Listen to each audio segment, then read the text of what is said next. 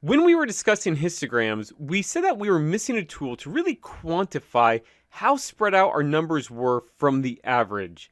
The histogram showed us a visual representation of the distribution of our data, but we were missing a tool to really quantify how spread out our numbers were. Well, the tool we are going to use is standard deviation.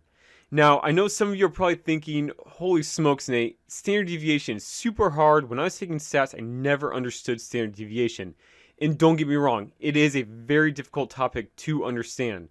But we are going to keep it at a very, very high level. You know, if you Google standard deviation, you're going to get some crazy mathematical definitions. We're not going to do that. We're going to keep it very simple. We're not going to learn the theory. We're not going to learn how to calculate it. We're just going to keep it at the very high level. Standard deviation in its simplest form measures how spread out numbers are from the average. That's it. Nothing crazier than that. It's just measuring how spread out our numbers are from the average. And a great way to think about it is looking at a simple example of extremes. So here's a situation where Susie got 100% on a test and John got a 0% on a test, and their average was 50%.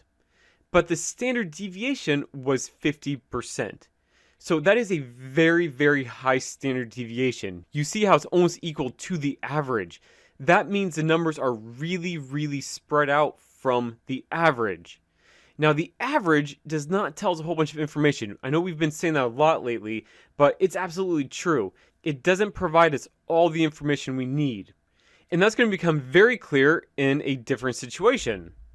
So let's look at a situation where Susie got a 52% and John got a 48%. Well, in this case, the average is still 50%. You'll notice that before the average was 50%, and here the average is 50%. But look how much spread out these numbers are in situation 1. It goes from 0% to 100%. Whereas in situation 2, it goes from 48% to 52%. And that means that the numbers are less spread out. And that is shown in the standard deviation of only 2%. So over here, the numbers were much more spread out from the average. The average was 50%. We had 100% on one end and 0% on the other end.